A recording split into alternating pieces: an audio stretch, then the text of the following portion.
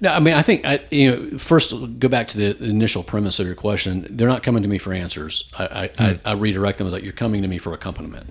I'm going to accompany you on the journey, help you ask the right questions, help you reflect on that, point out some directions. Hey, you might want to read this book. You might want to go take this trip. You might want to go blah blah. So I accompany them and resource them. Okay. I don't pretend to because I think it's really foolish for me to propose that I have the answers for what God wants in their life. I'm here to help you figure that out. All that to say, in my own life,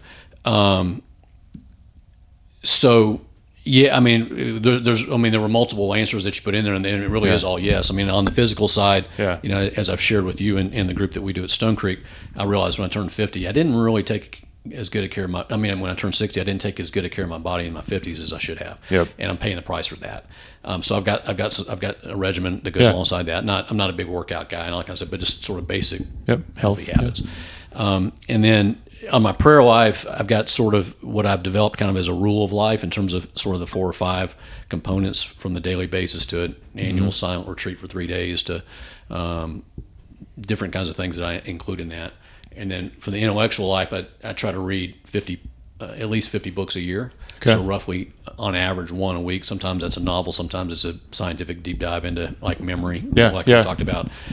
It varies just to kind of keep my mind doing different kinds of stuff. Because one of the things that prevents Alzheimer's is to have your mind doing different kinds of stuff. Mm-hmm. And then really is, you and I talked about John Mark Comer's book, The Ruthless Elimination of Hurry. Yeah. Is to use some of the stuff from his ideas of just really being pretty ruthless about my prioritization. It's been really liberating. As a pastor, it was really hard for me to say no. I believe that. I always felt some deep obligation, whether I was a pleaser or I was trying to prevent conflict or just because I genuinely wanted to help, and maybe it was a mix of all 3 of those, to try to find a way to say yes. Now, through the work that I've done on myself and through stuff like John Mark Comer's book and other people, I've got a pretty clear sense of what really matters to me and how I want to spend my time and what I want to spend my time on. Yep.